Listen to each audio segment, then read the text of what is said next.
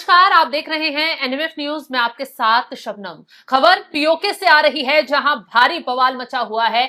वहां के लोगों के बीच और सेना के बीच हिंसक झड़प हुई है और खबर यह है कि सेना ने लोगों पर गोलीबारी चला दी है, जिसमें 12 से ज्यादा लोगों की मौत हो गई है और 100 से ज्यादा लोग घायल बताए जा रहे हैं। सेना और लोगों की भिड़ंत की जो तस्वीरें सामने आई हैं वो बेहद भयावह हैं। अब पीओके में आजादी की मांग तेजी से उठ रही है, तो इसी पर चर्चा करेंगे। क्यों ये प्रदर्शन हो रहा है, क्यों पीओके के लोग शहबाज शरीफ और असीम मुनीर के खिलाफ सीधा भिड़ते हुए नजर आ रहे हैं। आरोप ये लगा रहे हैं कि वहां की जो सरकार है वो पीओके के लोगों के साथ न सिर्फ भेदभाव कर रही है, बल्कि जो वहां के संसाधन है उन्हें वहां से ले जाकर न सिर्फ बेचा जा रहा है, बल्कि सारी सुविधाएं पंजाब प्रांत को दी जा रही हैं। तो इसी पर चर्चा के लिए मेरे साथ मेरे सहयोगी अभिषेक हैं। अभिषेक, पीओके से जो भयावह तस्वीरें सामने आई हैं, इस बार जो पीओके का जो हालात है, क्या वाकई में पाकिस्तान टुकड़े टुकड़े होने की कगार पर खड़ा हो गया है? देखिए, सबसे पहले तो मैं आपको इस मामले में अपडेट दे दूं कि पीओके में 25 पाकिस्तानी सैनिकों को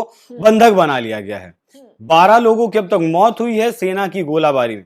देखिए, 1971 में जब बांग्लादेश अलग हुआ, उस वक्त से पाकिस्तानी सेना के दिमाग में फितूर है कि वो गोली के दम पर किसी को भी दबा सकते हैं। 30 लाख लोगों का नरसंहार उस वक्त किया गया था पूर्वी पाकिस्तान में, जब बांग्लादेश बना था। हालांकि तब भी भारत से हारा था और बांग्लादेश अलग बना था। आज भी आप बलूचिस्तान में देख लीजिए, बलूचिस्तान में लंबे वक्त से 1948 से लगातार वो मांग कर रहे हैं एक आजाद देश की, एक अलग देश की, क्योंकि वो अलग ही थे।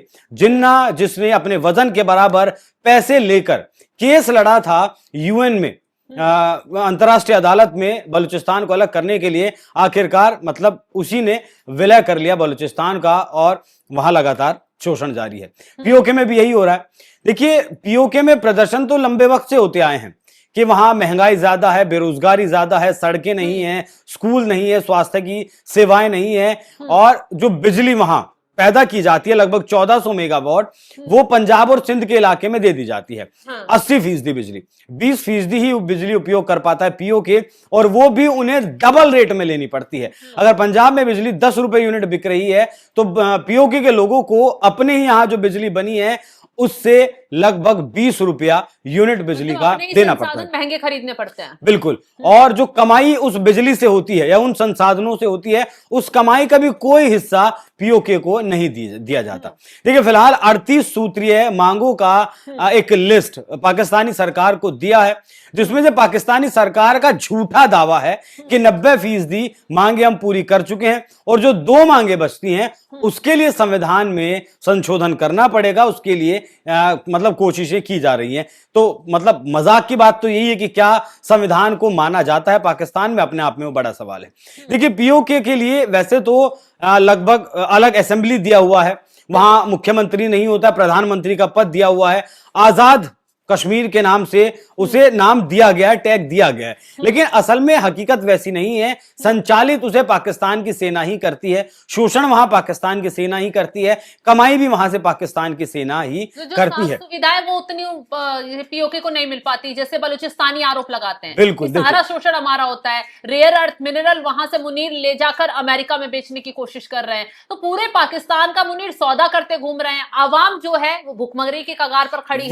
वहीं से पीओके के प्रदर्शन ज्यादा तेज हुए, क्योंकि जो एक सेल्समैन बनकर ये गया था आसिम मुनीर अमेरिका में, और जो रेयर अर्थ एलिमेंट्स दिखाए थे, वो रेयर अर्थ एलिमेंट्स बलूचिस्तान के इलाके में मिलते हैं, गिलगिट बाल्टिस्तान के इलाके में मिलते हैं, कुछ पीओके में भी मिलते हैं, कुछ खैबर पख्तूनख्वा में भी मिलते हैं। ज्यादातर की अगर बात करें तो गिलगिट बाल्टिस्तान और बलूचिस्तान में मिलते हैं। गिलगिट बाल्टिस्तान पीओके का हिस्सा है और पीओके का सबसे बड़ा हिस्सा है। लगभग 9 लाख की आबादी वहां रहती है। कुल आबादी पीओके की 25 लाख है। यहां देखिए, समझने वाली बात यह है कि 57 सीटें वैसे तो दी हुई हैं पीओके को, पाकिस्तानी सरकार ने अलग असेंबली दी हुई है, लेकिन उसमें से 12 सीटें रिजर्व की हुई हैं कश्मीरियों के लिए। अब विस्थापित कश्मीरियों के लिए, मतलब जो कश्मीरी पीओके से निकलकर बाहर पाकिस्तान के दूसरे हिस्सों में रहने लगे हैं, उनके लिए भी 12 सीटें आरक्षित की गई हैं। तो यहां पीओके के लोगों का ये मांग है कि जब वो लोग यहां रहते नहीं है, जब वो लोग यहां से विस्थापित हो चुके हैं, यहां से पाकिस्तान के अंदरूनी इलाकों में जा चुके हैं, तो फिर उनके लिए आखिर सीटें प्रस्तावित करने का फायदा क्या है, क्या कुछ मांगे हैं। शासक वर्ग जो एलीट क्लास है पाकिस्तान का, मुख्य तौर पर सेना और जो नेता हैं, उन्हें जो वेतन मिलता है, उन्हें से मतलब वो जब नेता नहीं रहते हैं या फिर पद से इस्तीफा हो जाता है, उसके बाद जो पेंशन मिलती है, ये पीओके के लोग चाहते हैं कि उसमें कटौती की जाए, क्योंकि वो भारी मात्रा में दी जाती है। सेना का शासन, अभिषेक, यहाँ पर की जो पुलिस की भर्तियां होती हैं, जो सेना में भर्तियां होती है, वो ज्यादातर पंजाब प्रांत के लोगों की होती है। ना पीओके को भाव दिया जाता है, ना बलूचिस्तान को, ना खैबर पख्तूनख्वा को। सिर्फ पंजाब प्रांत पर पूरा फोकस है वहां की सरकार का, वहां की सेना का। बाकी जो जितने इलाके हैं वो गरीबी से मर रहे हैं, वो सुविधाओं से मर रहे हैं, और जो बचे कुछ है वहां की सेना उन्हें तबाह कर दे रही है।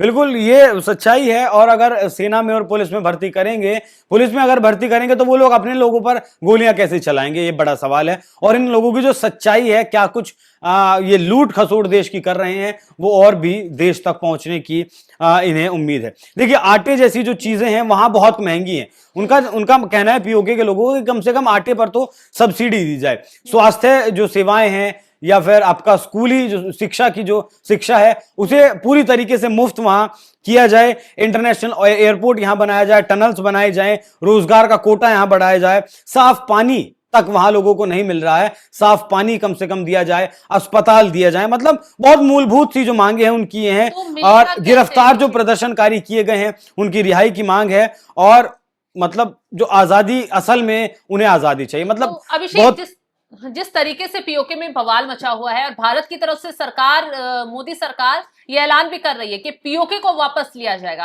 कहीं ना कहीं ये भारत के लिए भी एक रास्ता बन सकता है कि जिस तरीके से पीओके में विद्रोह छिड़ा हुआ है, लोग आजादी की मांग कर रहे हैं, तो पीओके लेने का ये सुनहरा वक्त भी हो सकता है।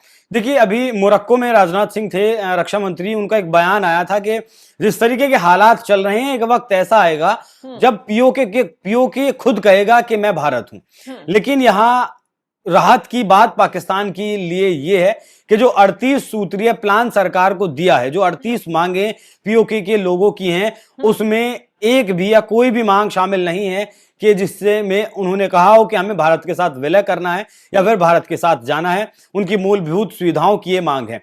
अब वो दिन कब आएगा, कब नहीं आएगा, वो एक अलग बात है। बाकी बलूचिस्तान के जो नेता हैं, मीर बलोच, राजनाथ सिंह के इस बयान पर उनका बयान एक सामने आया था कि 6 करोड़ लोग आपके साथ हैं।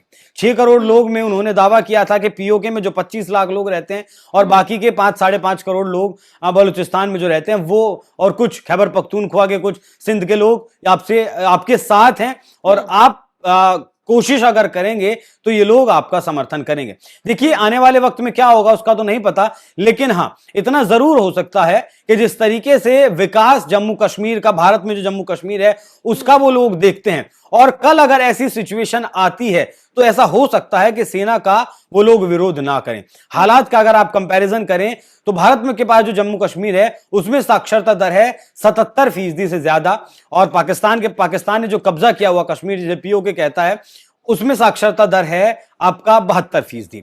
महंगाई की बात करें तो भारत वाला जो कश्मीर है उसमें महंगाई की दर है 12.5%, और आप यकीन नहीं करेंगी कि पीओके में महंगाई की दर है 37.5%, जो अपने आप में ये दिखाती है। प्रति व्यक्ति आय की अगर बात करें तो भारत के पास जो जम्मू कश्मीर है उसकी प्रति व्यक्ति आय है 1,25,000 रुपए, और जो पीओके है उसकी प्रति व्यक्ति आय है महज 35,000 रुपए। तो किस निम्न स्तर का जीवन बलूचिस्तान के और पीओके के लोग जी रहे हैं, वो अपने आप में एक बड़ा विषय है, निंदनीय है, सोचने वाला विषय है। यूएन जैसी संस्थाओं को इस पर गौर करना चाहिए। बाकी भारत ने हमेशा से यह कहा है कि पीओके भारत का अभिन्न अंग है, अभिन्न हिस्सा है, उसके लिए सीटें भी हमारे यहां आरक्षित रहती हैं।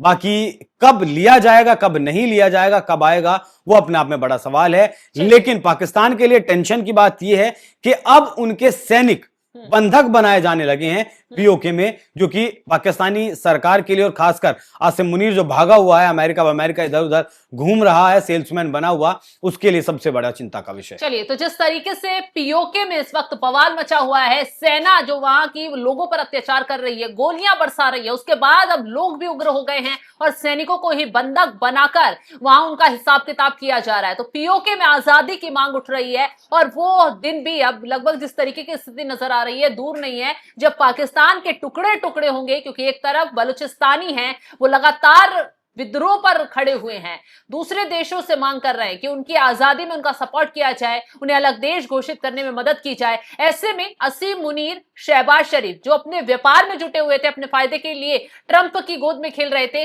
वो अब अपने ही देश में बुरी तरह फंसते हुए नजर आ रहे हैं। फिलहाल इस खबर को लेकर आप क्या राय रखते हैं, कॉमेंट बॉक्स में जरूर बताइएगा। तमाम बड़ी खबरों की अपडेट के लिए आप हमारे साथ जुड़े रहें। नमस्कार।